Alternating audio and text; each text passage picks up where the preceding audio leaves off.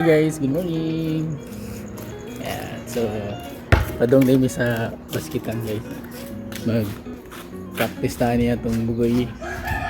So sa'yo ko siya namukaw kay magpa-train daw ko na siya basketball. Ayan. Ganyan siya hilig og basket guys. So karon na tayo nakalugar og basket kay mas sila klase. Holiday man sandon. Sa ganitong holiday karon Idil Pitir. So yeah. Sa padong sa basketan karon guys, mo ipakita sa inyo karon ang kini among basketan diri karon jud mi makalugar kay usahay kung hapon dili usahay permiti ng hapon daghan jud manuwa. So karon buntag kinahanglan sayo jud mi adto kay para maka-itsa mi kay hapon mang dagan naman manuwa niya. Gamay man itong kuyog.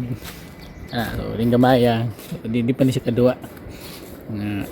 Mga teenager. So lisod sa kayo kay dili kay kadua ang mga gagmaya yani. Sige tawag nila ni. Gagmaya yan ang mga midget ba or unsa pa tawag nila. Mas gamay bagay sa midget. So okay. Nailulong sa basketan. Pila na ka walking distance guys no. So namdam dito sa una guys kung elementary siguro ko ato or Montfisher High School or elementary grade 6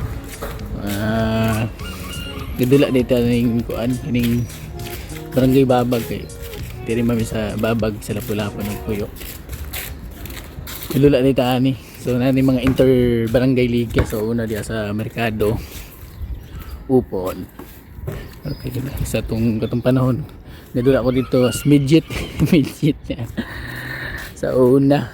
So gusto siya mo train so medyo naliwat-liwat siya ni sa tuwa guys nga hilig pag basket sa unang panahon. Karon kay mag-practice ta. Pahangin ta diri karon guys. Kaya mao ni atong basketan. Okay, so mingaw morning guys mingaw kayo. American duha mag tikaw-tikaw.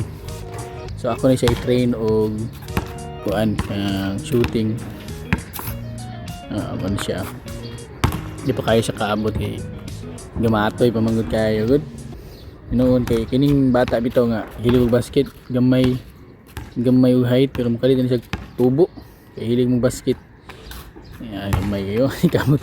Ikabutog ring. Nani jud kay numdo ko sa una katong kuan pa ko grade 6 siguro ko ato grade 4 nani kog height sa una gamay kay pero since nga hilig kog basket taas yun yung basket guys